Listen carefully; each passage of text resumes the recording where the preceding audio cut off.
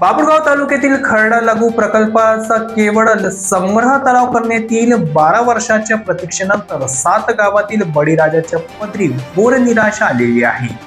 बाभुळगाव तालुक्यातील खर्डा लघु प्रकल्पाबाबत 12 वर्षाच्या प्रतीक्षेनंतर नाशिकवरून सुधारित प्रशासकीय मान्यता मिळाली असली तरी शासनाच्या नव्या निर्णयामुळे परिसरातील शेतकऱ्यांच्या पदरी घोर निराशा पडली आहे. सुरुवातीला 350 कोटी रुपये अपेक्षित असलेला हा प्रकल्प छाटून आता 176 कोटी रुपयांवर आणण्यात आले आहे. विशेष म्हणजे या प्रकल्पाचे रूपांतर एका संग्रहक तलावामध्ये करण्यात आल्यामुळे विरखेड, वाटखेड, गोंधळी, खर्डा, गवंडी, किन्ही आणि फतियाबाद या 7 गावातील शेकडो शेतकऱ्यांचा सिंचनाचा प्रश्न गंभीर बनला असून हजारो एकर शेती सिंचनापासून वंचित राहणार आहे.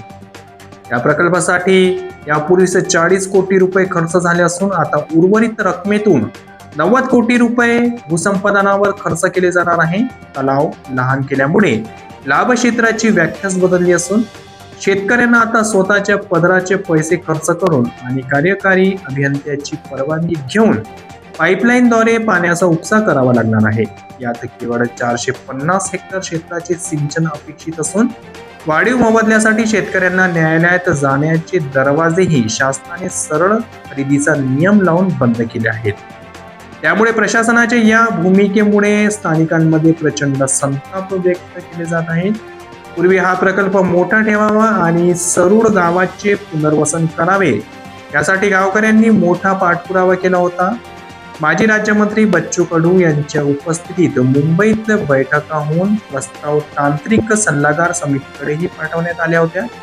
मात्र नियामक मंडळाच्या अंतिम निर्णयात याला संग्रहक तलावातच बदलण्यात आले.